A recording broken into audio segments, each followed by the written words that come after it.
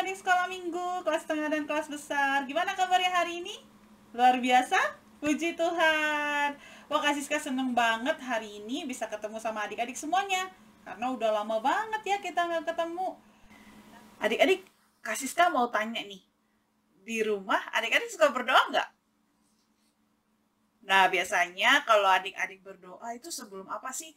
Kalau Kak Siska itu biasanya berdoa sebelum tidur, bangun tidur, sebelum beraktivitas, sebelum belajar, sebelum makan. Kak Siska pasti berdoa. Nah, kalau adik-adik biasanya berdoa sebelum melakukan apa nih? Ya, pasti sebelum sekolah, sebelum belajar.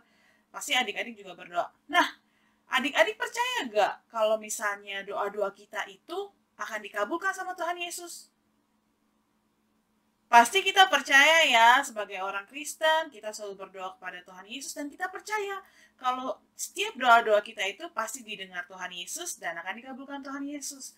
Adik-adik, minggu ini Kak Siska akan membawakan cerita firman Tuhan tentang Rasul Petrus dan Rasul Yohanes yang ditangkap oleh imam-imam bait Allah karena mereka memberitakan tentang Tuhan Yesus. Wah, kenapa ya adik-adik kok Rasul Petrus dan Rasul Yohanes ditangkap?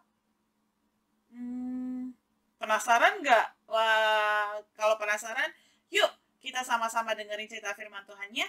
Oke, kalau gitu sebelum kita mendengarkan cerita firman Tuhan, mari kita berdoa terlebih dahulu adik-adik.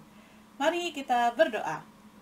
Tuhan Yesus, terima kasih untuk berkat yang telah Tuhan berikan, kesehatan yang Tuhan telah berikan kepada kami, sehingga pada pagi hari ini kami bisa berkumpul untuk beribadah online sekolah minggu.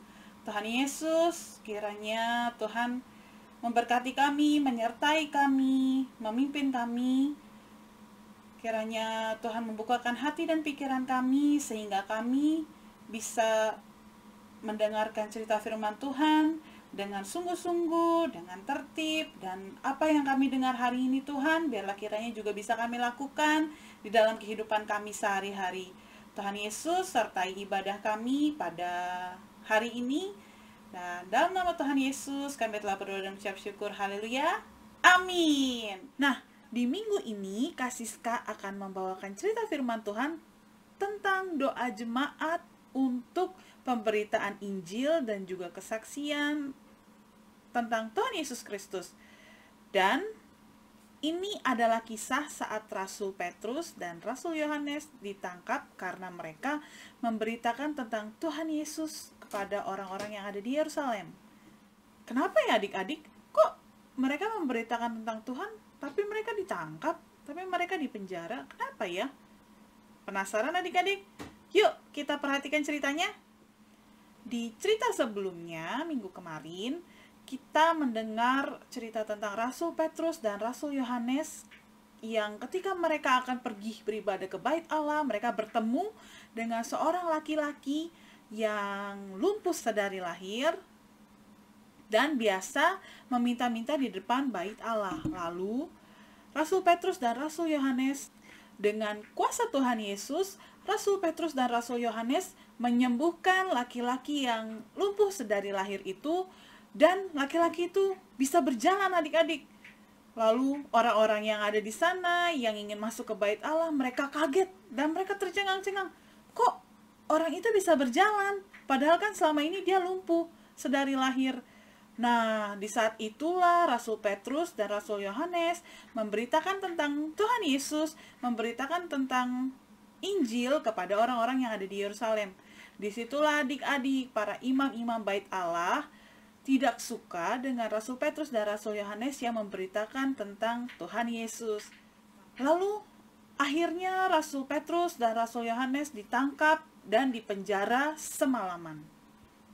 Keesokan harinya, pemimpin-pemimpin Yahudi serta tua-tua dan ahli-ahli Taurat mengadakan sidang di Yerusalem. Lalu Rasul Petrus dan Rasul Yohanes dihadapkan ke persidangan itu dan mereka mulai ditanya-tanyai. Ada seorang imam yang bertanya seperti ini, "Dengan kuasa manakah atau dalam nama siapakah kamu berbuat yang demikian itu?" Lalu Rasul Petrus menjawab, Kami menyembuhkan orang ini dalam nama Yesus Kristus yang kalian salibkan, tetapi bangkit dari kematian. Keselamatan hanya dalam nama Tuhan Yesus. Di sana Rasul Petrus dan Rasul Yohanes dengan sangat berani memberitakan Injil.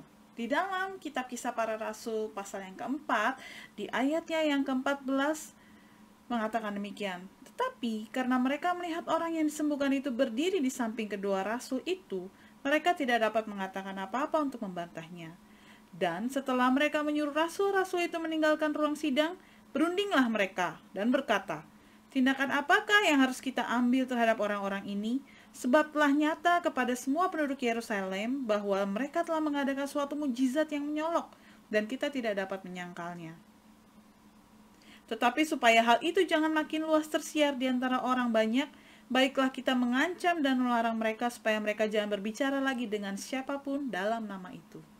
Akhirnya adik-adik, Rasul Petrus dan Rasul Yohanes kembali dipanggil untuk memasuki ruang sidang, dan akhirnya mereka diancam oleh para imam-imam untuk tidak lagi memberitakan tentang Injil dan memberitakan tentang Tuhan Yesus.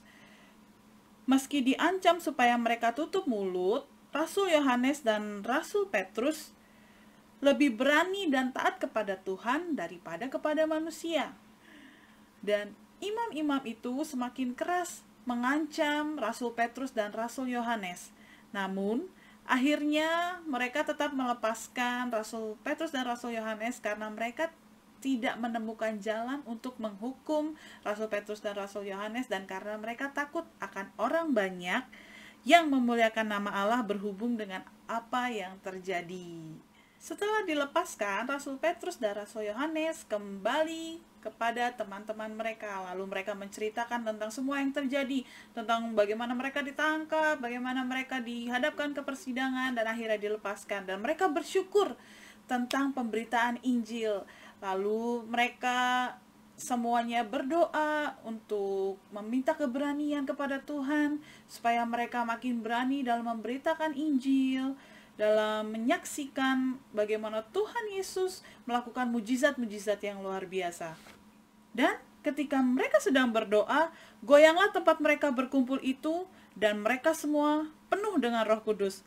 Lalu mereka memberitakan firman Allah dengan berani. Wow, luar biasa ya adik-adik, ternyata kuasa doa itu sungguh sangat luar biasa. Bahkan Rasul Petrus dan Rasul Yohanes yang dipenuhi dengan Roh Kudus, ketika mereka berdoa, mereka sanggup menyembuhkan orang yang lumpuh. Dan mereka pun berani, semakin berani untuk memberitakan Injil, memberitakan firman Tuhan, walaupun mereka diancam, walaupun mereka disuruh tutup mulut, tapi mereka tetap taat kepada Tuhan dan memberitakan tentang Tuhan Yesus. Nah, adik-adik, dari cerita firman Tuhan yang udah kita dengarkan tadi, kita tahu bahwa kuasa doa itu sungguh luar biasa ya adik-adik. Dengan berdoa kepada Tuhan, bahkan Rasul Petrus dan Rasul Yohanes pun bisa menyembuhkan orang yang lumpuh, bisa membuat orang yang lumpuh menjadi berjalan. Nah, adik-adik,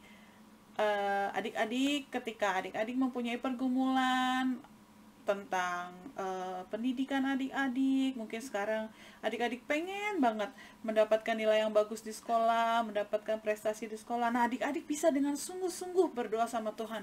Tuhan, aku mau, Tuhan berikan aku kemampuan, Tuhan berikan aku semangat belajar supaya aku bisa mendapatkan nilai yang bagus, supaya aku bisa mendapatkan prestasi yang bagus di sekolahan, aku bisa menjadi kebanggaan orang tua aku. Nah, atau adik-adik juga bisa berdoa untuk orang lain. Nah, kita berdoa itu bukan hanya untuk diri kita sendiri, tapi kita juga harus berdoa untuk orang lain.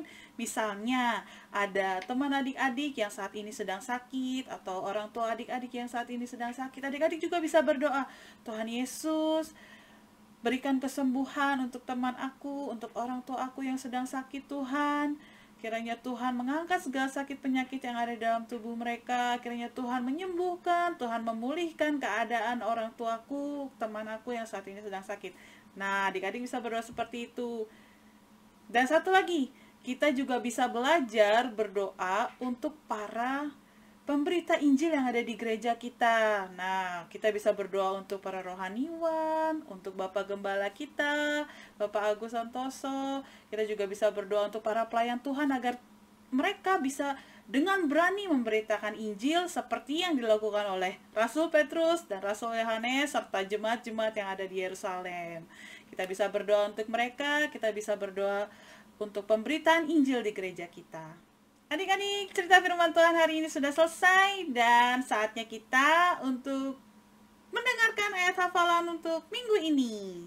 Ayat hafalan minggu ini diambil dari Yohanes pasal yang ke-16 ayat yang ke-23b. Sesungguhnya segala sesuatu yang kamu minta kepada Bapa akan diberikannya kepadamu dalam namaku. Sekali lagi kita baca bareng-bareng yuk adik-adik. Sesungguhnya segala sesuatu yang kamu minta kepada Bapa akan diberikannya kepadamu dalam namaku. Adik-adik, sebelum kita menutup ibadah sekolah minggu pada hari ini, mari kita berdoa terlebih dahulu untuk firman Tuhan yang telah kita dengarkan. Mari kita berdoa. Tuhan Yesus, terima kasih Tuhan, kami bersyukur untuk firman Tuhan yang telah kami dengarkan pada hari ini Tuhan. Dan biarlah Tuhan ajarkan kami untuk kami bisa belajar berdoa dengan sungguh-sungguh. Kami bisa belajar untuk bukan hanya mendoakan diri kami sendiri, tapi kami juga berdoa untuk orang lain, berdoa untuk gereja kami, berdoa untuk pemberitaan firman Tuhan, untuk pemberitaan Injil di gereja kami, di Indonesia, bahkan di seluruh dunia Tuhan. Kami serahkan seluruh kehidupan kami di hari-hari yang akan datang ke dalam tangan-Mu Tuhan. Kiranya Engkau selalu menyertai, Engkau selalu memberkati kehidupan kami beserta keluarga kami. Berikan kami kesehatan ya Tuhan, berikan kami kekuatan untuk menjalani hari-hari yang akan kami lewati. Tuhan Yesus, terima kasih untuk ibadah sekolah minggu pada hari ini Tuhan. Dan kami serahkan doa ini hanya di dalam nama Tuhan Yesus. Kami telah berdoa dan mengucap syukur. Amin. Nah adik-adik, ibadah sekolah minggu hari ini sudah selesai. Kita sudah mendengarkan cerita firman Tuhan. Kita sudah memuji dan memuliakan nama Tuhan. Dan biarlah kita belajar di dalam kehidupan kita sehari-hari. Kita melakukan bagaimana kita berdoa dengan sungguh-sungguh kepada Tuhan. Bagaimana kita mendoakan orang lain. Mendoakan tentang pemberitaan Injil di gereja kita. Dan juga di seluruh dunia. Terima kasih adik-adik. Sampai jumpa di lain kesempatan. Dadah. God bless you.